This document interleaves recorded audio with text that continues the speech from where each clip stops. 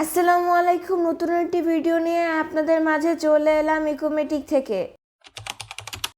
পুরনো লাকড়ি চুলাকে বলুন গুড বাই, আমাদের এই স্মার্ট লাকড়ি চুলাকে বলুন হ্যালো।